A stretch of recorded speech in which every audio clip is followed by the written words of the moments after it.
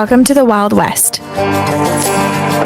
This is the War Pony podcast where we are your trading post for all upcoming productions, connections, and tricks of the trade. I'm your host, 𝘽𝙍𝙀𝙀𝙀𝘖, bringing West Texas to you. I am a wife, mom, businesswoman, holistic equine therapist, and team roper. Relax and watch the sunset as we highlight events, consult on business, share knowledge of the industry, and talk to the legends and rising stars of the community. Join the tribe and make War Pony your one-stop shop for all things West Texas. Hey rodeo fans, today's episode is sponsored by the awesome ladies at Jordan Realty Group at Fathom Realty, led by Paige Jordan, a West Texas native and Midland hometown girl. Their team of dedicated professionals that truly understand the West Texas way of life. Whether you're buying or selling, they know the ins and outs of ranches, farms, and rural properties that define this region. With deep roots in the equestrian and agricultural world, they're passionate about helping you find your home or property that best fits your West Texas lifestyle. If you're building your legacy for the first time or looking to sell, Jordan Realty Group is here to guide you. Check them out at jordanrealtytx.com altogether, or give them a call at 432-557-4735. We will also have their contact information linked in the show notes. So we've talked a lot about the performance side of things, but we did mention something that our industry is really moving into is the reproduction side of things. So how do you play a role in that? What are the services that you're offering for that in West Texas? So the last few years, as we've kind of grown into it a little more and more, we've really stuck with cooled semen. And we haven't dabbled into the embryo stuff yet. We've kind of talked about it. I think a hard part for us is, the client's probably going to have to come in with their own recips, or we're not going to have we just don't have the facilities and everything for a big recip herd. So that's something we've kind of been weighing the pros and cons on whether to advance and dabble into that. Well, and it's not like it is in Stephenville where it's luscious with grass and everything. You start getting a bunch of mares. Where do you even turn them out on? That's what's hard. You're paying to feed them. Yes. So, I think been kind of thinking through pros and cons, limitations there. But what we've offered is mainly cooled semen, and we the frozen.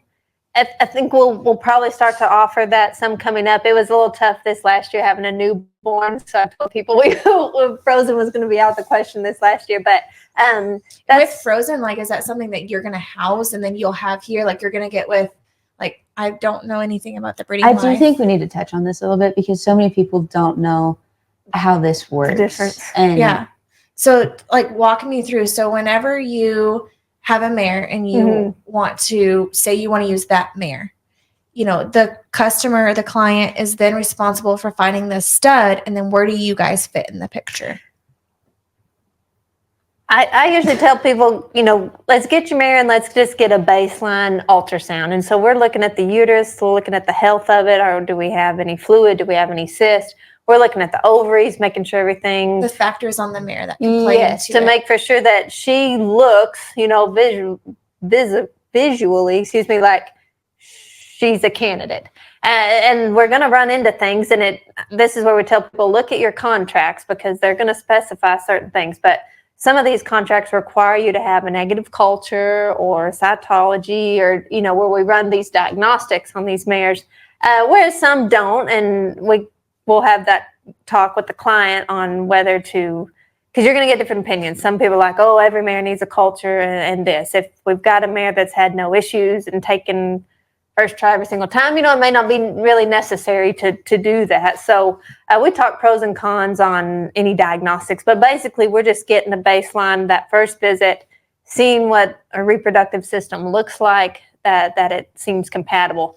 And if the mare is a fit and it is a go, you guys, do you then handle some of the conversations with the stallion owners and shipping and all of that? How does that look? So we'll schedule, as long as everybody's contract is in order and you're paid up with Stud Station, we'll call and we'll order it and we'll do everything on that end. You won't have to call in. We actually prefer it. Yeah, we'd much rather handle it that way. There's because you guys have to be checking the timing of the mare and all that stuff. And it's a pretty quick, usually they're overnighting it to you, if I'm not mistaken, right? Yes. Yeah, they, and we had some stallion stations this year that would only fly it. And that's another thing. We're really fortunate our location here because we do have an airport down the road where I know some clinics run into some trouble. They have to drive an hour, 2 hours. Has to drive all the way to Midland or Lubbock. Right. And so that makes it, a lot harder, or having the clients, need to go get it or whatnot. So we check the mare. Basically what we're doing is following a follicle until they get to a certain size. And then we're going to start kind of trying to manipulate these mares with some drugs to make it to where they're going to ovulate in a timely manner and then get the semen here and also in a timely manner. So it's, you're playing, it almost kind of feels like stars have to align. Yes, and you're dabbling with Mother Nature a lot too. And so I tell people they don't always read the book and everything can match and look great how it should. And sometimes they just don't take, and that's frustrating. But so what is the difference in the cooled semen versus the frozen semen? Because you said you want to start offer frozen. So what's kind of the difference there? Well, the biggest thing on our end with frozen, you actually want to breed after they ovulate, and you have to be within a 6-hour window. So would you store that? Would you have a facility you could kind of store it here? Usually wherever the semen is coming from, they send you a tank. And so the semen is here, and then you're just waiting on the mare. The tricky part is you're checking her every 6 hours when it's getting close. Would you partner with some stallions, or would you still have your clients kind of choose their stallion? They still choose. Yeah. And some of those studs, depending on, especially if they're like performing on that stud during the spring, during the reproductive season, if that horse is going to shows, that's why some people only do frozen, because they'll collect them at a certain time, store it, and then that stud's back on the road.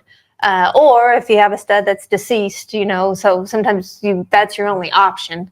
And yeah, they send it. It's here in a tank, but then that mare has to get checked every 6 hours, whether it's 2 in the morning or So that's where it was a little tough with a newborn this year. Yeah. And so with the cooled, it's just a little different because you're catching it right before, during the ovulation period. Yes, cooled, we actually try to get in before they ovulate, and so that's just where your timing gets tricky, because then we're trying to time it to where we give the drugs to make the mare ovulate at a certain time, but praying that the semen gets here in time and there's not any hold on the delivery end. And it's a big commitment too for your client. I mean, we kind of played around with it a little bit this year, and I will never be in the breeding game, but it's the most rewarding, most frustrating. Oh my gosh. But it's a commitment, because these people who are your clients that have the 8 to 5, it doesn't get to work that way in the breeding season. It's bring this horse to me today and then bring it back to me in 72 hours, or hey, let's check it in 6 hours, or things like that you have to be willing to know ahead of time for the process for the stars to align. Right. And there's, times they'll bring a mare in and it's like, she's ready right now. Like, call them, and it's kind of a rush deal. So again, you're trying to play with Mother Nature, but it's really funny when Jordan. Do we have some, I know we have some local studs in this area. So, I mean, how does that work if you have something that's super close? I mean, is it still cooled? I mean, or it's fresh, or how does that kind of part work? Depends on the stud. So, I mean, we've had some situations where people have a stud that they're going to do some live cover. So we check the mare. When she's close, they say, go turn her out in the pen, or if it's a stud that they don't want them to cover and kind of get used to that, then they will take them to get collected. And it's essentially cooled, but quite fresh, I mean, that's as fresh as it can be, and it's nice because it doesn't have to sit overnight on a truck. So essentially the mare can be ready, they can go collect, and you guys can still inject and do the thing. Yeah. So once you do get to the point where it is injected into the mare, what does that side of things look like? 2 weeks after we inseminate them, then we follow up with ultrasounds, make for sure that they do ovulate in a timely manner. We ran into that a lot this year too, and I don't know if we just had bad luck, but I talked to some other veterinarians across the country in different parts that seem to have some issues too, but these mares just wouldn't ovulate. They would build edema, build a big follicle, and then just not let go of it. And it didn't matter how much drugs I gave them or how often, it just wasn't going to happen. And I think the weather conditions can play a lot with that too. But it's very dry and yes, survival out there.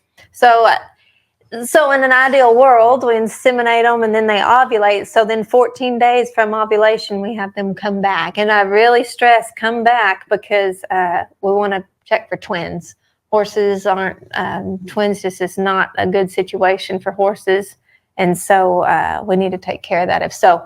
And I really get kind of neurotic on that if we see 2 follicles ovulate. But I had a really odd case last year. 1 follicle ovulated and she had twins. And we had. So those had been identical. They'd been in the same sac and everything. I mean, that was a first for me. But so that's why even if it's a single ovulation, on that 14-day check, I'm scanning and scanning and scanning. And I had 1 or 2 horses this year that actually took triplets. Oh my gosh. So those are the things when we say come back at 14 days. We mean 14 days. Yeah, because you have a window of when you can try to take care of that. And if someone is wanting to breed, like when would you suggest them starting the process? Well, your studs, I'd start looking now. Of course, especially depending on what stud you're going to. Or I think some of them you're too late. Incentives too. Mm-hmm. You know, breeding season is essentially January to June, but you're going to want to breed depending on what you're trying to do with that horse too, if I'm not mistaken. Yeah, really discipline dependent. I tell people start looking at your contracts in the fall. Yeah, horses are long day breeders, so we have a season, that we do that. And then you hear the term like, oh, I've kept my mare under lights, right? So where does that kind of play into the picture? We've seen the ones under lights and they're not cycling, and we've seen some that are bred in December. Like there's no rules when it comes to breeding season. Yeah. Or you think there's you have an rules idea of what you want them to do, but so first, like you should be picking your stud, and then kind of contacting you at that point and maybe starting all those pre-auth. If you are going to do lights, I usually tell people, and I think this varies, but I'd say, at least, early November, I think say even earlier than that, you start putting them under lights, at least 16 hours. And if the stud does require all those cultures and things, are those things you can go ahead and knock out of the way? Or do you do that closer to the actual breeding time? That back and forth on that. So I guess a couple different things. Some of those diagnostics are way easier to do when that mare is in heat because their cervix is dilated. There's going to be some situations where we're going to try to manipulate in there and get you a sample, especially if the mares come from a long ways or whatnot, and just see what we can do. You mentioned them, coming into their heat cycle. So they're going to go through a period of what they call anestrus, where they're not cycling. And that's one of the biggest limiting factors, I think, because we had several people start, early checking whether it be January or February, but those mares weren't having a true cycle. And that can be really frustrating because you're checking and it's like they just never do anything where they'll have a false cycle. So they'll build up a big follicle, but maybe no edema. Or I've had them where it looked like they were having a great cycle, edema, big follicle, and then didn't ovulate. So I feel like that kicking off the first start of the season can be really frustrating. And I just warn people, if we have something that looks promising, I said, look, we can watch her ovulate and make for sure she's going to. Well, or we you had can't 3 perfect stars align in my case, and we still didn't come out with anything. So that's where I decided, look, we did it 3 times, textbook to what we could. Look great. And everything let me just buy something that's already on the ground. I could have bought something pretty nice for what was on the ground. So, and then I've had some that they waited to ovulate 2 days after and took, and that's where the breeding, I think, gets so frustrating because you have all this you just don't know in your mind. And the mares are going to do what they want to do. I mean, we're just making suggestions. Yeah, they're mares. One more thing I want to touch on before we wrap this up is, what does it look like? I know that it's a little early, but I don't think it's too early to start thinking about Vegas. A lot of people, that is the big trip of the year, and it looks different. I personally have been on the side where I get all the phone calls. Do you have a 𝘽𝙍𝙀𝙀𝙀𝙀? Probably shouldn't be telling this to the vet. Do you have this or whatever? Because so many people forget, like, you're crossing not only one state line, but several state lines, and you're going to a whole new territory that has different requirements on the vet side of things. I know that last year the 𝘽𝙍𝙀𝙀𝙀 was super, super hot and there was a lot of positive testing, and then we had some stuff here in West Odessa that kind of was around, so what is the Coggins even testing for? I don't think even a lot of people understand. I think that they say, oh, I gotta have a Coggins, but what is it? It's looking for equine infectious anemia, and so that's what we're taking the blood sample, and can certainly, it's a transferred via vectors, so if you have like a biting fly or mosquito that gets blood from this horse then goes to that horse, they're going to transmit it. And you hear if a horse has a positive Coggins, and typically they have to be euthanized. Why is that? Is it just not a curable thing, or kind of what is the reasoning behind that?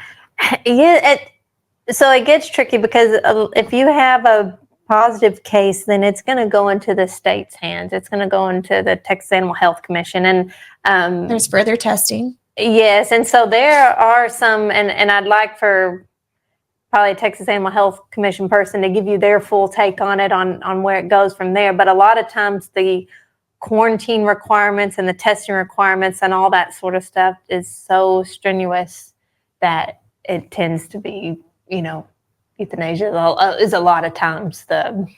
What does that disease do to horses? Like, why is euthanasia the option? Well, some of those horses that come back, with a positive, they're not showing you any signs, but it's this blood, borne disease that, being a reportable thing, and like I said, just contagious too. Again, be a bloodborne, that you just can't have it out there and going around. And that's what's hard, is it's not like, okay, these horses are going to be showing these specific signs. No, but it's a blood pathogen that gets in there, and it can spread, crazy. And typically Coggins, you hear, once a year, right? But I do know that there's some cases that they require them every 6 months. So that's kind of, speaking of Vegas, that's the thing I try to warn and tell people, and everybody is going to Vegas for different reasons. And I also want to start out, Vegas is our favorite time of year. Like, we're all for our clients going out there. We get excited. So we want you guys go out there yourselves. Yes, we do. We're all in on it. And so we want people prepped, ready. We want your horses prepped and ready.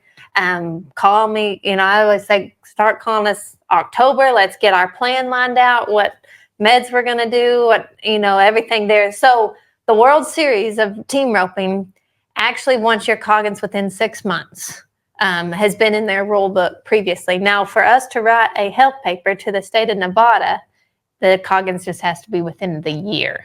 So I tell people, check with your event in their rules. What you're going to do. Yeah, so because what may necessarily qualify you for the health paper to get into the state of Nevada, it may actually be different for your specific event. So check those things. And there are people that are there checking for sure. Mm-hmm. Yes, and especially, like I said, with the flares and different things, Speaking of health papers, so health papers are typically good for 30 days. Mm-hmm. And what are the requirements for health papers? Jordan's going to be talking to you a lot on this, so I'm going to let her give you her take on pre-Vegas health papers. When you call her, what all she wants from you. For your health paper, you need a current Coggins. So within the year, if you're going to Vegas, if they make you have it within 6 months, get it within 6 months, whatever. But I do have to have a Coggins within that year, and I have to make sure it's valid through the 30 days that I'm writing your health paper for. And then I just need it for all the horses going. I need to make sure your horse isn't acting sick, running a fever, acting odd in any way. So you do need to bring the horse in, make sure that there are horse to us, because I'm not writing a health paper for a sick horse. Fair enough. We need address and phone number. Yeah, I need to know where you're going. Yes. And I need to know where you're coming from. So if your friend is bringing your horse to me, make sure your friend knows the address where the horse is staying. And also, wasn't there layovers? I think you've asked me before about some layover information. Yeah, if you're going to multiple spots, just let us know. Some of the states have different requirements on where we put them on the health paper, or if we have to write you 2 health papers or whatnot. So something else you kind of talked about is planning around October, right? Injections typically peak around 6-ish weeks. Or correct me, injections. Depends on the product, again, because we're using several different products, and then also depends on what's going on in those joints. But Sometimes I think you're really going to start to see a difference maybe 2 weeks out, as you So start just to really bring those bringing horses that back. client in and looking at the horse and getting that plan. So if you do need the extra time, you have it. And if not, you can say, hey, okay, you're leaving December 6th. Let's see you November 18th or whatever the case is. My preference is not to inject the horse and then you put him on the trailer, So that's why we like to do our injections maybe end of October, early November, give them their time off that we need, get to riding them, get your feel for them, make sure they're legged up, ready to go, be prepared for the haul. I'd like to touch on that too. The Haul to Vegas is long, and you're going through a lot of different. Read my mind. That's where I was going with it. A lot of different climate changes, a lot of altitude changes, those sort of things. That's where that 𝘍𝑝stera product comes in for us. I start our horses on it a day or two before they get on the trailer, and they stay on it daily while they're out there.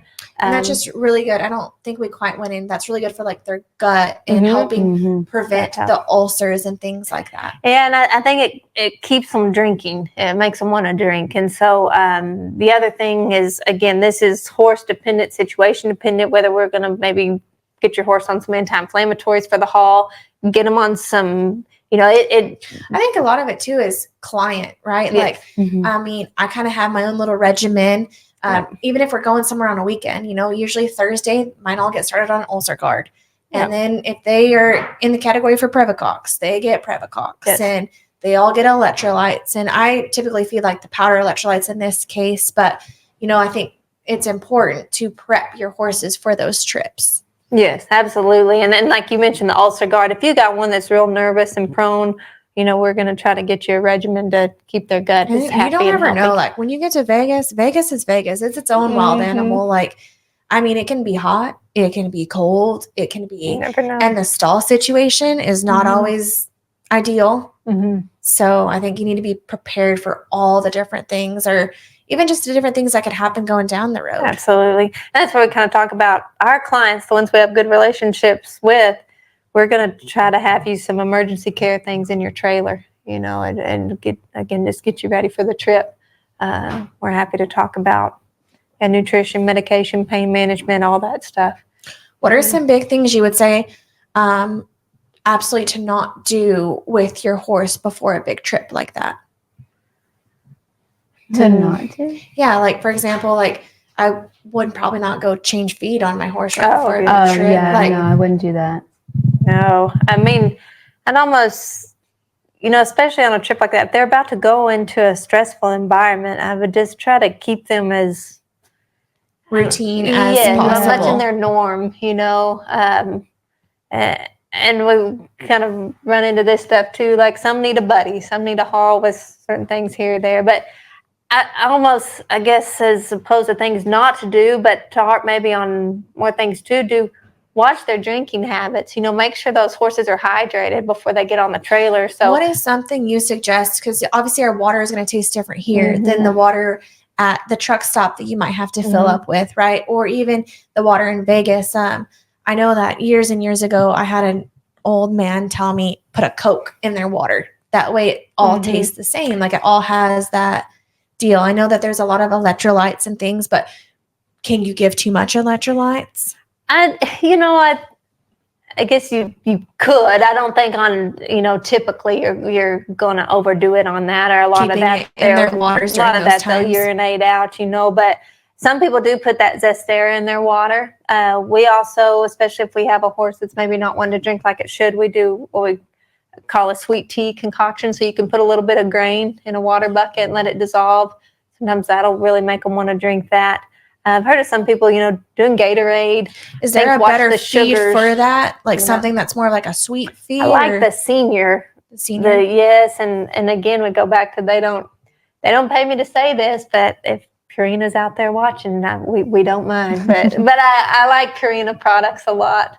They really well researched. A good product. I've seen their research facilities, and a lot goes into that. They actually just had a new product come out.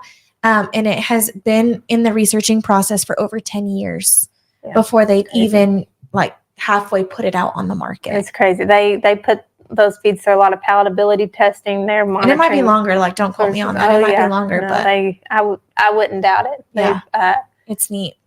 and the controlled environments that they have. It's really cool.